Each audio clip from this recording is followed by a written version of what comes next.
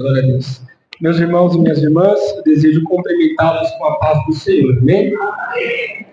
Você que pode, abra sua Bíblia comigo no livro de Lucas, Evangelho de Cristo, escrito pelo doutor Lucas, capítulo de número 15, versículo é o 11 em diante. Lucas, capítulo de número 15, versículo 11 em diante.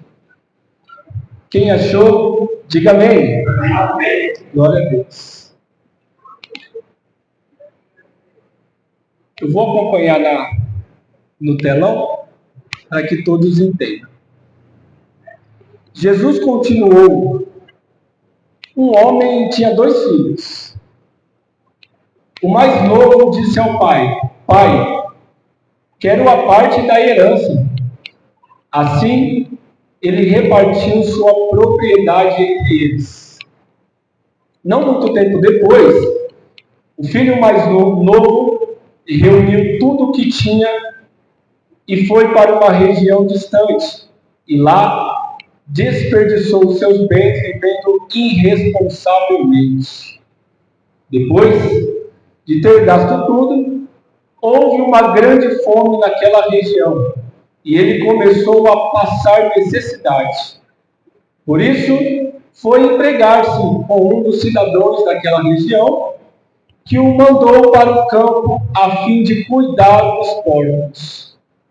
Ele desejava encher o seu estômago com as vagens que os porcos comiam, mas ninguém lhe dava nada. E caindo em si, ele disse: Quantos empregados de meu pai têm a comida de sobra, e eu aqui morrendo de fome? Eu me porei a caminho e voltarei para o meu pai. E lhe direi: Pai, pequei contra o céu e perante ti. Não sou digno de ser chamado teu filho. Trata-me como um dos teus empregados. A seguir, levantou-se e foi para o seu pai. E estando ainda longe, seu pai o viu e encheu-se de compaixão. Correu para o seu filho e o abraçou e beijou. E o filho lhe disse: Pai, pequei contra o céu e perante ti. Não sou mais digno de ser chamado teu filho. Mas o pai disse aos servos: Depressa, tragam a melhor roupa e vistam nele. Coloquem um anel em seu dedo e os calçados em seus pés. Tragam um novilho gordo e mate-o. Vamos fazer uma festa e comemorar. Pois esse meu filho estava morto e voltou à vida. Estava perdido e foi achado. E começaram a festejar. Amém? Que o Espírito Santo fale conosco nessa noite. Queridos irmãos, esse texto é um texto muito conhecido entre nós, né? Em Lucas capítulo 15, Jesus ele conta 3 parábolas: a da dracma perdida, a da ovelha que estava perdida e a do filho pródigo. E quando nós paramos para analisar essas 3 parábolas, nós percebemos que existem algumas diferenças entre elas. É lógico, o foco da mensagem de Cristo sempre foi que tanto a ovelha como a dracma como o filho, eles retornassem para o caminho que eles não deveriam sair. Eles se encontraram no final. Porém, são histórias diferentes. E eu quero focar nessa noite com a do filho pródigo. Porque Em certo dia, aquele jovem, talvez por emoção da sua juventude, não é? Ele se levanta e fala para o pai dele: pai, dai-me a parte da herança que me pertence, porque eu quero viver a minha vida. Eu quero ir embora. Está muito chato aqui a casa, aqui onde eu, né? A sua casa está muito chata, eu preciso viver novos ares. Eu preciso viver novas aventuras. E aí, irmãos, aqui nós já temos dois problemas para a gente pensar. O primeiro problema é que quando nós falamos de herança, não é? Quando nós falamos de herança, o grande problema da herança é que a pessoa que recebe aquele dinheiro, ela não trabalhou para ter aquilo. Ela não se esforçou para ter aquilo. Ela não precisou acordar pela madrugada para ter aquele dinheiro. Ela simplesmente recebe. Não é? E tudo que vem de graça, muitas das vezes, no final dá ruim. Não é? Eu estive vendo uma reportagem um tempo atrás da mansão do rei Pelé, não é? Que está lá abandonada lá em Santos. E os filhos não conseguiram cuidar daquele patrimônio. Veio de graça. E quem recebeu não soube cuidar. Primeiro ponto da herança. O segundo ponto que nós precisamos pensar é que até onde eu sei, herança só é para ser entregue quando o pai vem a morrer. Não é? Quando o pai morre, é que aí os filhos têm direito à herança. Então aquele jovem, ele estava pedindo aquela herança na hora errada, para fazer a coisa errada, para gastar no lugar errado, estava tudo errado. E tem um ditado popular aí fora que diz que tudo que começa errado, termina errado. Mas ele decide: pai, dá-me a parte da herança que me pertence, porque eu quero ir embora. Eu quero viver a minha vida. E o que me chamou a atenção, irmãos, é que na hora que o filho faz esse pedido para o pai dele, o pai simplesmente reparte a herança e entrega na mão do filho sem falar nada. Perceba que ele, como pai, ele poderia brigar, poderia deixar o seu filho trancado, ele poderia até mesmo, não é, brigar com o seu filho, poderia falar alto com ele, poderia até mesmo brigar com ele. E o que me chamou a atenção é que o pai simplesmente ele não faz nada. Nenhuma palavra de conselho o pai vai dar para o filho. O filho estava tão decidido a viver uma nova vida lá fora, que o pai não vai falar nada. O pai simplesmente reparte e entrega na mão do filho o que ele pediu.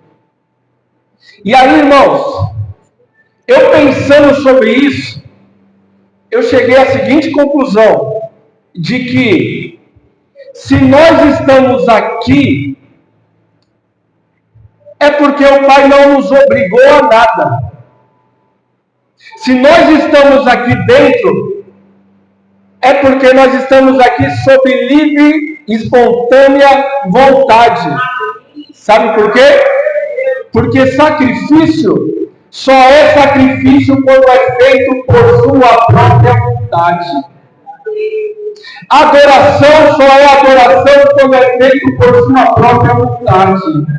Louvor só é louvor quando é feito por sua própria vontade. E entrega só é entrega quando é feito por sua vontade. E isso explica, irmãos, o porquê quando Jesus estava na cruz, os soldados falaram para ele: se tu és o Filho de Deus, desce daí. O ladrão da cruz também falou: se tu és o Filho de Deus, desce daí. Mas ele não desceu, porque ele não estava lá porque prenderam ele, mas ele estava lá porque ele se entregou. Glória! Porque sacrifício só é sacrifício quando é feito por sua própria vontade. Então, primeiro ponto, o pai não falou nada. O pai simplesmente reparte a herança e deixa ele ir. Aí a Bíblia diz que o jovem, depois de alguns dias, ele arruma suas coisas e decide ir embora. Ele gasta toda a sua herança. E o interessante é que, enquanto ele tinha o dinheiro no bolso,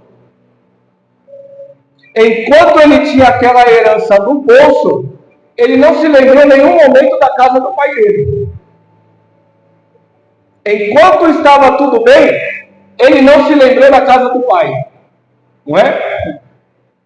Ele viveu a sua vida naturalmente. Tudo que ele queria fazer, ele fez. Porém, lembra que eu falei no começo? Tudo começa errado, termina errado? O dinheiro daquele jovem acabou. E é interessante nós falarmos sobre isso, irmãos, porque a Bíblia não diz que o seu dinheiro acabou porque havia fome na terra. Não. A Bíblia diz que depois que o dinheiro dele acaba, a fome chega para aquela terra. Olha só que interessante. O dinheiro dele não acabou porque a terra estava em crise. Não. Estava tudo bem. Mas depois que o dinheiro dele acabou, a crise chegou naquela terra onde ele estava. Meu Deus do céu. E aí, irmãos, eu paro para pensar nisso, eu fico pensativo em as estratégias que Deus usa para chamar a nossa atenção. Porque se aquela cidade, aquela terra tivesse prosperando, tivesse emprego para todo mundo, tivesse fartura lá naquela terra, eu imagino que aquele jovem ia arrumar um emprego, ia recomeçar a sua vida e não iria sentir saudade da casa do pai.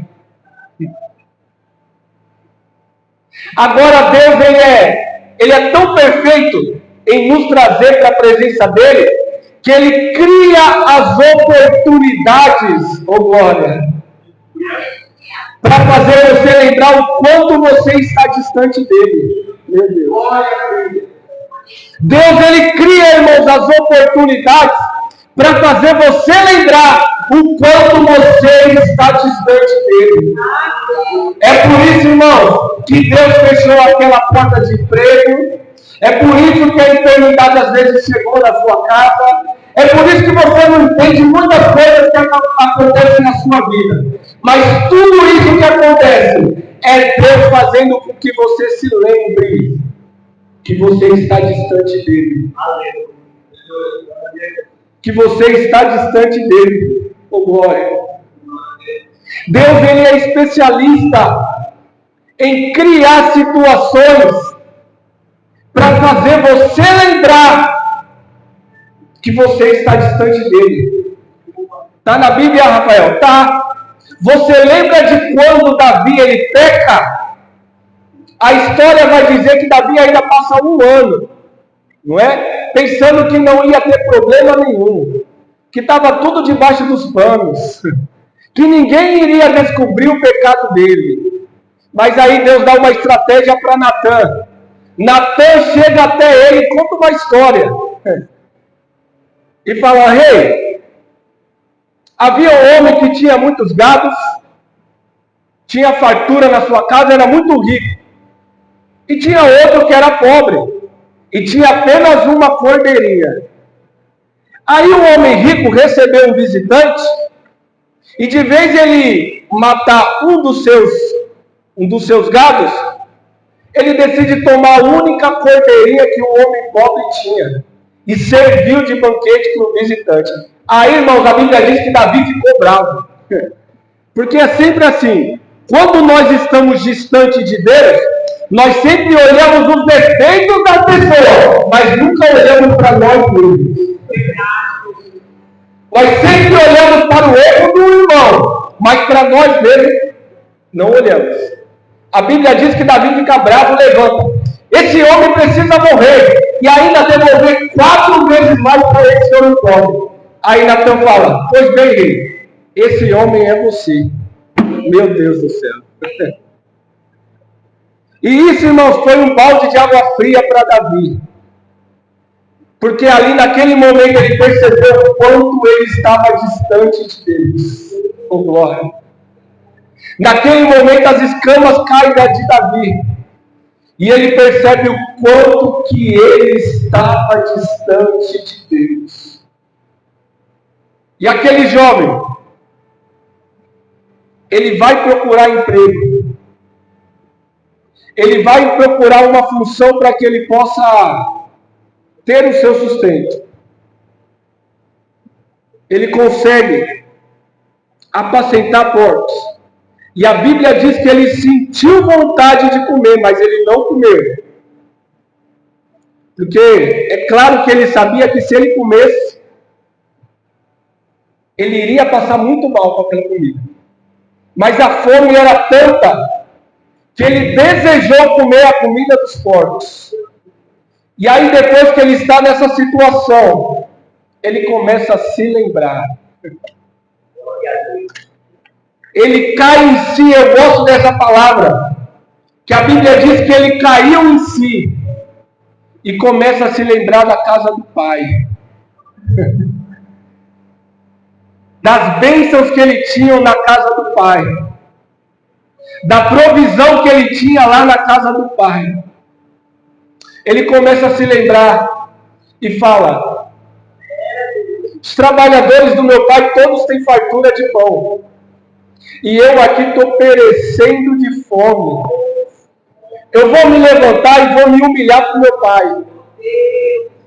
Eu vou falar, pai, eu pequei contra o céu e perante ti. Já não sou digno mais de ser chamado de teu filho. Porque o pecado, ele faz isso em nós mesmos, irmão. Ele tira a nossa dignidade.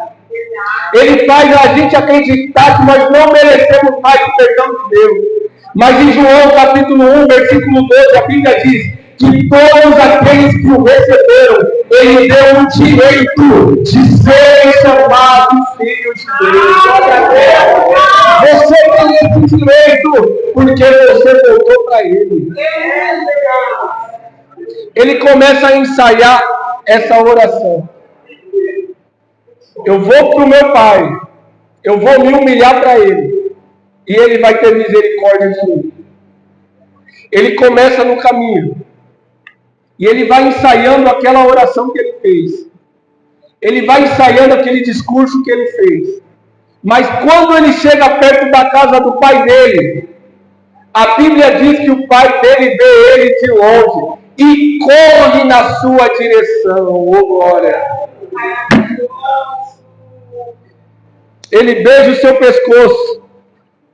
E aí o jovem começa a falar, pai, eu pequei contra o céu e perante ti. Eu não sou mais digno de ser chamado de teu filho. Mas antes dele terminar o seu discurso, o pai já falou, traga depressa a melhor roupa. Oh, glória! Você lembra que eu falei no começo? Que Deus quer o nosso melhor? Pois bem, do mesmo jeito que Deus quer o nosso melhor, Ele também tem o melhor para nos dar. Oh, glória! Traga depressa a melhor roupa. A melhor. Não é roupa da Shopee, não. Não é roupa do camelô, não. a melhor roupa, traga e vista ele. Pega um anel e coloca no seu dedo. E anel significa compromisso. E compromisso é você renunciar às vontades da sua carne para agradar o outro. E com Jesus é a mesma coisa, irmãos. Quando nós assumimos um compromisso com Ele, nós devemos deixar para trás tudo aquilo que não agrada a Ele. Porque a partir daquele momento nós temos um compromisso com Jesus. Depois, traz a sandália e coloca nele. E a sandália, irmãos, eu confesso que me deu um nó na cabeça. A sandália eu fiquei preocupado. Sabe por quê? Porque eu me lembrei de que quando Moisés teve aquela experiência com Deus, em Êxodo 3, Deus fala para ele tirar a sandália, porque aquele lugar era santo. E agora que o filho volta para a casa do pai, o pai manda colocar a sandália. Olha só que interessante. Para um Deus mandou tirar, mas para o outro Deus mandou colocar a sandália. Olha só, meu, que mistério forte, não é? E aí eu pensando sobre isso, irmãos, eu entendi que sandália na Bíblia significa novos caminhos. Significa uma nova direção.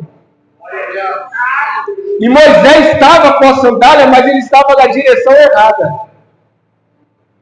Por isso que Deus mandou tirar. Agora aquele jovem, ele estava sem direção nenhuma. Mas quando ele volta para a casa do pai, o pai dá uma nova direção para a sua vida. O pai dá uma nova expectativa de vida para ele. Tudo aquilo que era embaraço que veio atrás, e o pai dá uma nova direção para a vida dele. Ei, deixa eu te falar uma coisa, meu irmão. Talvez lá fora, não diga que você não é mais digno, que você não tem mais jeito, que você é um cara que nasceu preto, mas já quero te dizer que Jesus é o mais pequeno, mais famoso do mundo, e Ele quer consertar a sua vida hoje.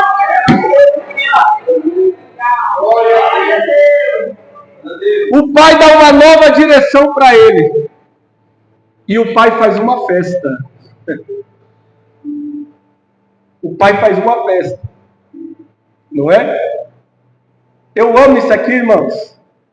Porque sempre há uma festa quando o pecador volta para Jesus. Só que aí, a gente não leu, mas eu quero falar aqui. Porque agora entra o personagem do irmão mais velho, não é? O irmão mais velho que estava lá na casa. Ele chega e vê aquela festa. Ele se revolta. Vai para fora. E aí depois o pai vai lá conversar com ele. E aí ele, não é? Ele fala tudo. Eu estou com o Senhor todos os dias. E o Senhor nunca me deu um cabrito para eu me alegrar com meus filhos, com meus amigos. Agora esse teu filho aí fez tudo o que não devia, e quando voltou o Senhor fez uma festa para ele. Só que o pai, ele foi tão sábio na sua resposta, irmãos, que além dele se alegrar com a volta do filho, ele ganhou também o filho que estava lá e estava distante dele. Lembra que eu falei também que quando nós estamos distante de Deus, nós olhamos para o defeito do nosso irmão, não olhamos para o nosso? Pois bem, aquele irmão mais velho, ele estava na casa do pai, mas estava distante do pai. Porque se ele estivesse perto do pai, ele saberia que era um motivo de muita alegria o retorno do seu irmão para casa. Mas como ele estava distante do pai, ele começa a murmurar, ele começa a ver os defeitos. Só que o pai foi tão sábio, irmãos, aqui nessa conversa, porque o irmão mais velho, ele disse, esse teu filho aí, e o pai disse, espera aí, esse teu irmão estava morto e reviveu. Percebeu? Ele falou, esse teu irmão aí, mas o pai disse, esse teu irmão, ele caiu, mas ele continua sendo teu irmão. Ele errou o caminho, mas ele continua sendo teu irmão.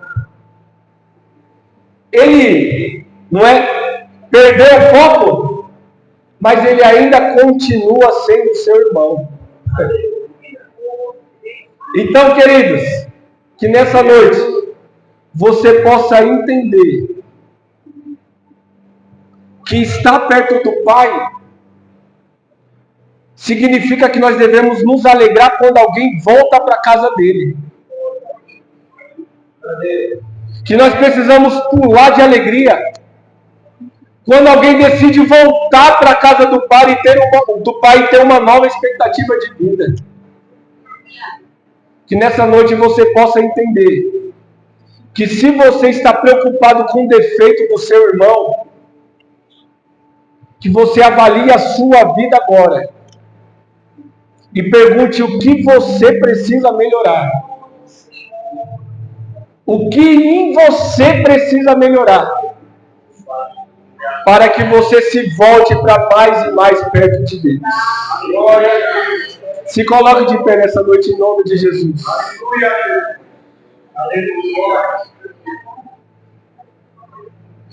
Os músicos, me ajudem aqui.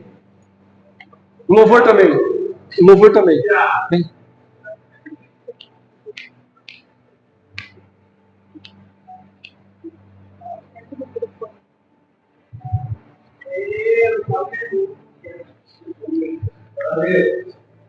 Existe alguém entre nós? Existe alguém entre nós nessa noite que se encontra afastado da igreja? Se tivesse, não for nenhum constrangimento, só levante a mão que eu quero te conhecer. Tem alguém entre nós afastado da igreja? Se tem, só levante a mão que eu quero te conhecer. Tem alguém entre nós que se encontra afastado da igreja, que perdeu o caminho, saiu do foco um pouquinho? Tem alguém entre nós? Tem um jovem ali? Tem mais alguém entre nós? Tem uma irmã ali atrás? Tem mais alguém? Tem o Eric ali? Tem mais alguém afastado da igreja? Se não for nenhum constrangimento, só levante a mão que eu quero só te conhecer. Tem mais alguém entre nós afastado da igreja? Ele não desiste de você. Dó maior. Tem alguém entre nós? Mais alguém entre nós afastado da igreja?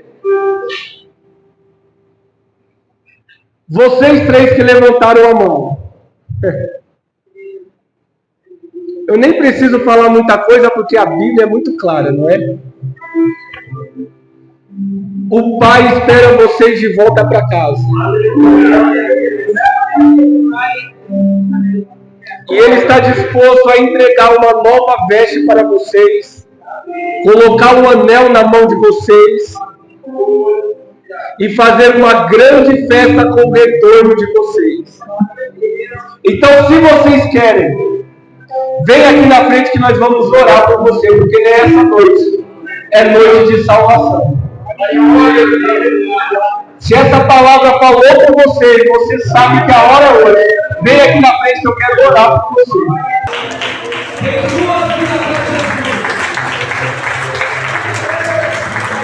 Glória a Deus!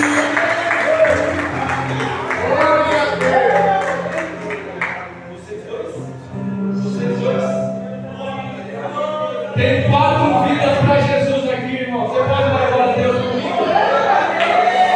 Glória a Deus! Eu quero 2 jovens aqui.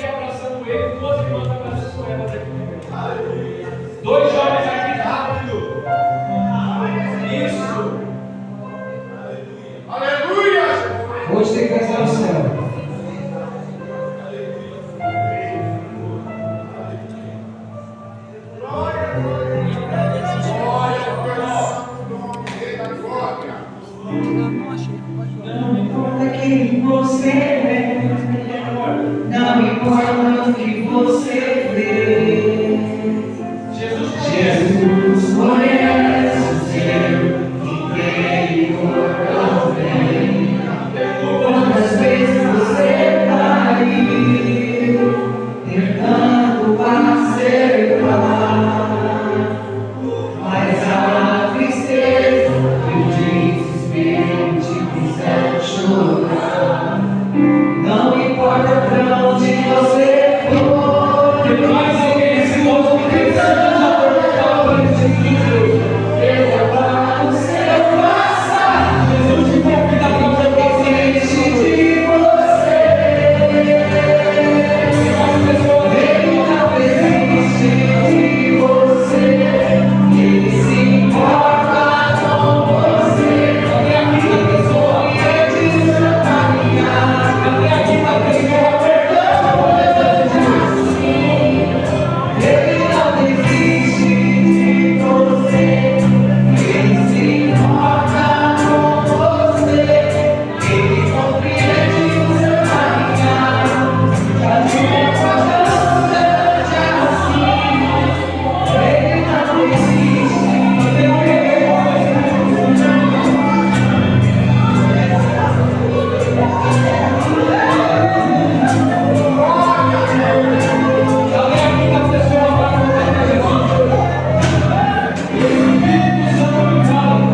Quem você é, não importa o que você vê.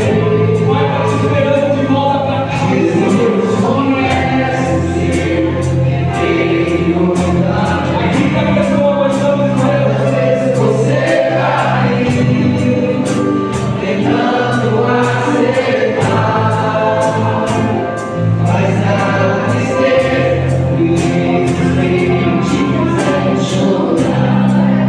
Não importa pra onde você for, se na escuridão da noite, Ele ama seu passado e não desiste de você. Ele não desiste de você. Ele se importa com você. Ele compreende o seu caminhar. Abriu a portão grande assim. Ele não desiste de você. Ele se importa com você. Ele compreende o seu caminhar. Abriu a portão grande assim. Ele não desiste de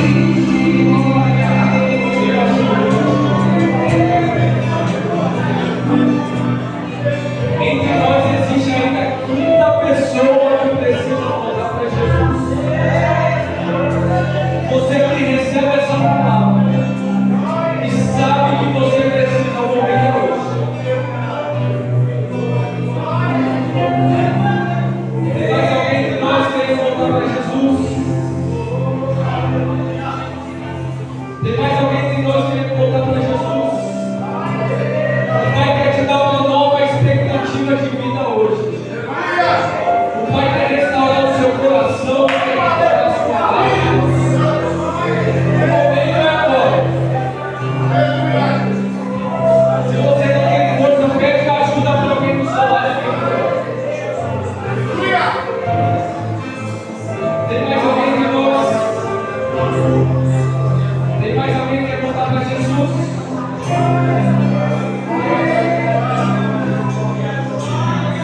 Não tem tempo. Tem mais história. Agora eu quero pregar para você que ficou aí. Para toda a igreja. A pregação agora não é para quem voltou para casa, é para vocês. Escute. A Bíblia diz que o Pai mandou quem estava na casa colocar a roupa, o anel, as sandálias e preparar a festa. Quem estava na casa. Sabe o que eu aprendo com isso, irmãos? Que a responsabilidade de cuidar de quem chega na casa é minha e sua. Esse negócio, Deus te abençoe, que Deus vai cuidar de você, não vai não.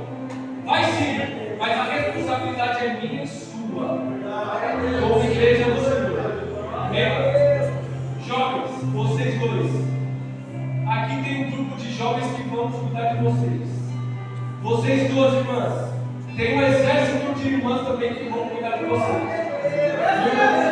Vocês não estão sozinhos. Estamos juntos com vocês. Amém? Vamos orar por eles? Esteja aí para cá. Pai, em nome de Jesus, nós queremos orar pela vida dos nossos irmãos. Essa noite, Pai, se nós conseguimos voltar para ti. Senhor, escreve o meu nome. Escreve, Pai, o meu nome expectativa de vida, Senhor. Para que a partir de hoje, Pai, essas vidas sejam transformadas. Que haja renovo, Pai, da sua parte. Que haja, meu Pai, transformação da tua parte. Senhor, nos ensina, Pai, a sermos mais servos e cuidar dos nossos irmãos enxergados. Senhor, eu te peço, Pai, escreve